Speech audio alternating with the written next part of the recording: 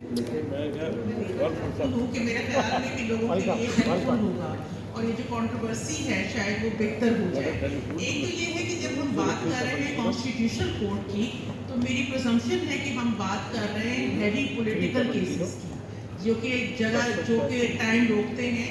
हम बात नहीं कर रहे उनकी केसेस की जो नॉर्मल कोर्स में हम 199 के रेट पिटिशंस फाइल करते हैं, उसमें फंडामेंटल राइट्स होते हैं, लेकिन वो ऑर्डनरी केसेस होते हैं, क्योंकि वो तो फिर बहुत ज़्यादा होंगे ना। वो तो अगर हम थोड़ा सा अगर इसको रीफ्रेस करें, बजाय इसके कि हम इसको कॉन्स्टिट्यूशनल कोर्ट कहें, इसको साथ पॉलिटिकल केसेस के साथ इसको जोड़ें, तो शायद मेरे ख्याल में ज़रा ज़्यादा आसानी होगी। क्योंकि अगर आप रिट पिटिशन का जो एम्बिट है वही हटा देंगे वहाँ से सुप्रीम कोर्ट से, तो फिर तो सुप्रीम कोर्ट के पास सिर्फ सीपीसी और सीआरपीसी रह गया या सिविल सर्वेंट्स रह गए, इस तरह की चीज़ें रह सकती हैं। जबकि आधी से अक्सरियत पिटिशन जो है वो आम लोगों की होती है। नंबर दो, मैं दो चीज़ें पूछना चाहती थी।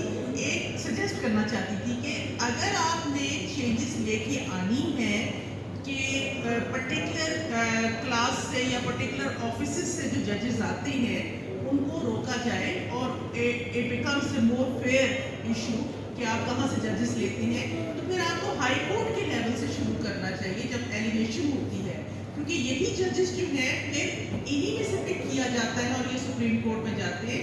तो आप वहाँ से मेरिट के ऊपर लोगों को ले, ना कि ये कि वो फलां का चलने वाला है या उसका शागिर्द है या उसका कुछ और है, जो कि आजकल होता है। तो ये दो सजेशंस थी मेरी, मोर देन एनीथिंग एल्स। मेरे ख्याल में जो कोर्ट बनती है फेडरल कॉन्स्टिट्यूशन कोर्ट, उसको जुरिसडिक्शन होती है कि उसको जुरिसडिक्शन कौन सी है।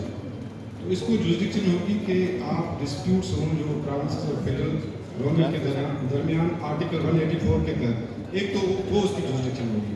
दूसरी जुरिसडिक्शन आपने सही करवाया कि वो होगी कि जो आर्टिकल 199 की अपील्स होती है वो सुप्रीम कोर्ट के पास जाती है, तो वो अभी फेडरल कॉन्स्टिट्यूशन कोर्ट के पास जाएंगी, क्योंकि वही कॉन्स्टिट्यूशन कोर्ट होगा।